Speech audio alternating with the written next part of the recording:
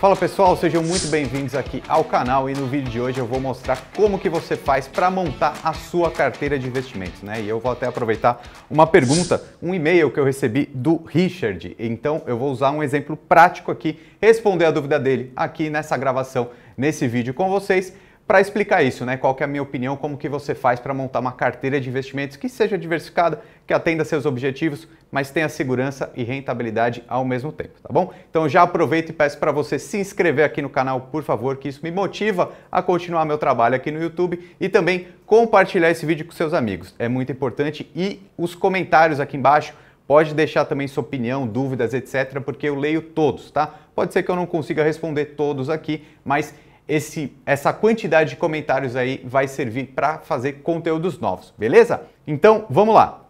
Então, o Richard ele me perguntou o seguinte, ó, possuo 35 mil reais e estou querendo montar uma carteira no perfil conservador mediano, né? Vamos lá, então esse aqui já é um ponto muito importante. Eu gostei desse e-mail que eu recebi aqui porque ele já está bem dividido e esses são os passos mesmos, né? Então, o primeiro passo é esse, identificar qual é o seu perfil de risco como investidor ou investidora, tá? Então, eu costumo dividir em 3 tipos de perfis diferentes. Primeiro, o conservador, segundo, o moderado e terceiro, o arrojado. E aí, para ficar bem prático aqui para entender, a minha sugestão é que você defina a sua carteira de investimentos uma parte na renda fixa e uma parte na renda variável. Para o perfil conservador, eu sugiro que você escolha aí de repente 15% da sua carteira, do seu patrimônio em ativos de renda variável, que são aqueles que têm um pouco mais de risco, e o restante na renda fixa.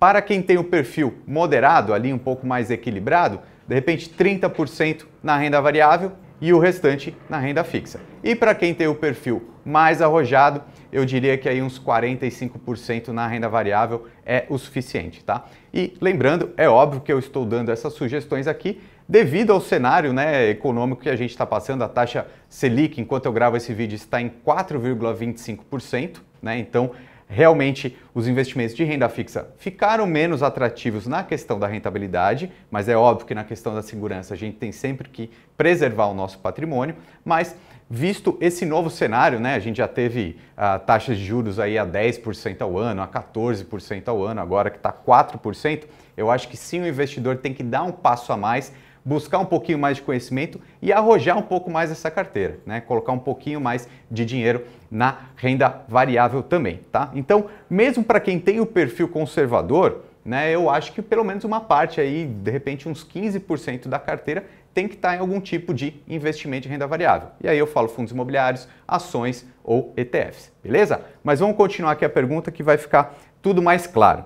Então, continuando aqui, ele diz que já tem uma reserva de emergência para 6 meses, que seria em torno de 10 mil reais. Então tá ok, aqui um segundo ponto, reserva de emergência é super importante, mas aí é uma questão muito individual, né? Cada um sabe o quanto que tem que ter de colchão financeiro ali, quanto que tem que ter de reserva para algum tipo de imprevisto que venha acontecer, não é? Até porque, como eu sempre digo, o que de repente é um imprevisto para mim pode não ser para você, uma emergência, etc. As pessoas são muito diferentes, então cada um tem que fazer a sua própria escolha, certo? Então tá ok, ele já disse que reservou aqui uma parte para a reserva de emergência e os investimentos indicados para a reserva de emergência são aqueles que tiverem mais segurança e liquidez diária. Então, provavelmente, Tesouro Selic ou então algum CDB de algum banco que você confie, que pague mais do que 100% do CDI ou algum fundo de investimento que também tenha essas características, beleza? Mas vamos seguir aqui. O Richard ele disse, pensei em aplicar os 25 mil restantes em um CDB com rentabilidade de mais ou menos 120% do CDI para resgatar daqui a 3 anos. Então aqui eu já não concordo muito, porque né, dentro dessa diversificação de carteira que eu sugiro que todo mundo tenha, então mesmo quem for um perfil mais conservador, eu acho que tem que ter pelo menos uma fatia na renda variável. Então se o Richard está dizendo que ele precisa desse dinheiro para daqui a 3 anos, né, se ele vai colocar tudo isso num CDB que está pagando 120% do CDI, eu acho que é pouco, né? Ele diversificou pouco a carteira, então ele não vai ter uma rentabilidade tão grande, né? Inclusive, outro dia eu até postei um outro vídeo aqui, onde eu coloquei uma planilha que dá para a gente calcular quanto que está pagando um CDB, né? Eu vou até colocar aqui na tela de novo para a gente ver. Inclusive alguns comentários que o pessoal colocou aqui, né, eu li, como eu digo, eu leio todos os comentários, mesmo que eu não consiga responder. Algumas pessoas comentaram, né, mas o CDI não é a mesma coisa que a Selic. Tá, na teoria realmente não é, né? Tem uma pequena diferença aí. Mas hoje, com a Selic a 4,25, o CDI não vai estar muito menos do que 4,15, né? Então você pode usar nessa planilha aqui, fazer a simulação que você quiser. Mas, por exemplo, se for 4,25, um CDB que pague 120% do CDI vai estar pagando ao ano aí 5,1% ao ano, né? Então não é uma excelente rentabilidade. E como que você vai conseguir mais rentabilidade? Colocando uma parte do seu dinheiro ali em ativos mais arriscados na bolsa de valores para tentar potencializar esse seu lucro, tá? Inclusive aqui, ó, se a gente quiser simular esse CDI a 4,15, vai dar mais ou menos a mesma coisa, né? Então eu costumo até não me apegar tanto a essas pequenas diferenças, né? Porque eu acho que a renda fixa ali é uma proteção de patrimônio mesmo e a gente tem que pensar em rentabilidade lá na renda variável. E continuando aqui na pergunta, ele diz que está pensando nesse CDB porque rende mais que o Tesouro Selic. Rende mais sim, mas não muito a mais, né?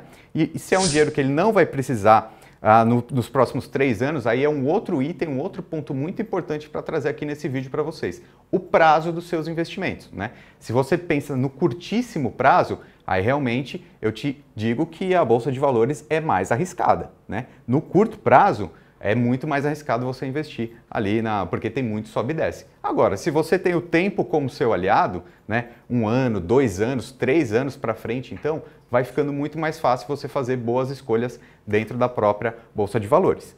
E para finalizar aqui, ele disse, os fundos imobiliários seriam interessantes considerando o risco? Então, eu considero que sim, né? Como eu disse, pelo menos uma parte dos seus investimentos ali em renda variável. Lembrando, define seu perfil, a sua aceitação de risco, né? Seu perfil de risco como investidor ou investidora. Se for arrojado, você pode colocar até 40%, 45% de repente aí na Bolsa de Valores. Se for moderado, 30%. Se for conservador, 15%, ok? Inclusive eu coloquei até essas informações que o Richard me passou numa planilha, né? Então digamos que ele tenha 35 mil reais. Se ele já definiu que 10 mil reais é a reserva de emergência, isso equivaleria a 28,5% do patrimônio dele. Se ele for conservador, por exemplo, ele falou assim, olha, 15% vai para a renda variável. De repente, os fundos imobiliários, né, se você acha que você ainda não tem o apetite para o risco das ações, por exemplo, os fundos imobiliários são mais estáveis, né? Digamos que você coloque 15% aí nos fundos imobiliários. No exemplo dele seria R$ 5.250. Então, todo o montante que faltariam aí 56% do patrimônio dele, poderia colocar em outros ativos seguros de renda fixa mesmo, o próprio Tesouro Direto, que se tivesse um prazo que atendesse ele, outros CDBs, LCs, etc. Eu acho que, e paralelo a isso, aí é óbvio que você vai buscando mais conhecimentos dentro da Bolsa de Valores, porque eu costumo até dizer, né, que o seu apetite ao risco ele vai aumentando conforme você vai tendo mais conhecimento. Por quê? Na verdade, esse risco ele vai ficando mais baixo, porque você sabe o que está fazendo, né? Então eu acho que esse aí seria um caminho bem interessante que o Richard poderia seguir. Inclusive eu até faço mais um convite para vocês. Eu vou colocar aqui embaixo um link na descrição do meu novo projeto que ele se chama Lucro SA. Né? Lá dentro a gente tem uma plataforma onde tem uma parte de conteúdos gratuitos e tem uma outra parte também de conteúdos um pouco mais avançados. A gente tem uma equipe de analistas dentro desse projeto.